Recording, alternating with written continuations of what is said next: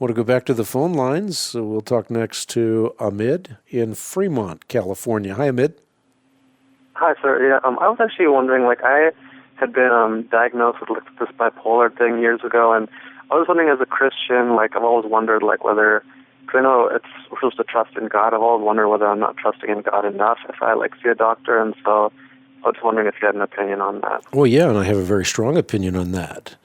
I think that we need to take relief from the kinds of reliefs that God gives us, that He puts before us. So if we have cancer, we can't say, well, I want to trust in God, and therefore I'm not going to see a cancer specialist. No, we should see the cancer specialist, because we're called to be stewards of the temple that God has given to us.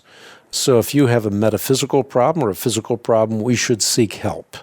We should seek the means of grace that God has provided us in the natural world so that we can have relief from whatever malady it is, recognizing that ultimately every day is numbered and that the days of our lives are in the hand of God. But we can't say that because that is true, that we shouldn't do the things that are before us to do.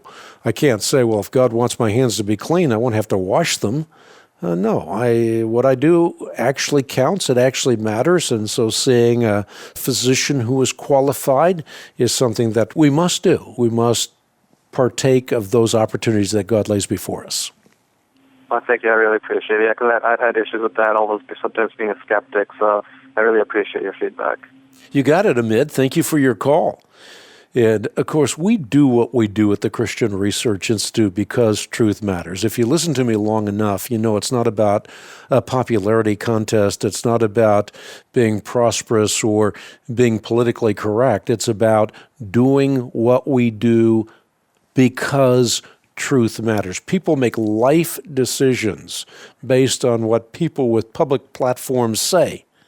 And so when you have a public platform, you better use it to the glory of God and for the extension of His kingdom. You better not use it just to be in with the in crowd. Because if you do, you'll have your reward on earth, but you won't have your reward in heaven. And this is precisely what Jesus said.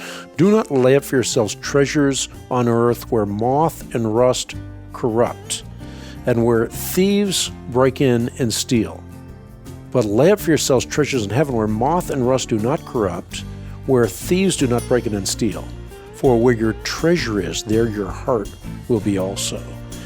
So we need to make certain that we do what we do for the eyes of God. This is one of the reasons on the Bible Answer Men broadcast, I ask you to support this ministry.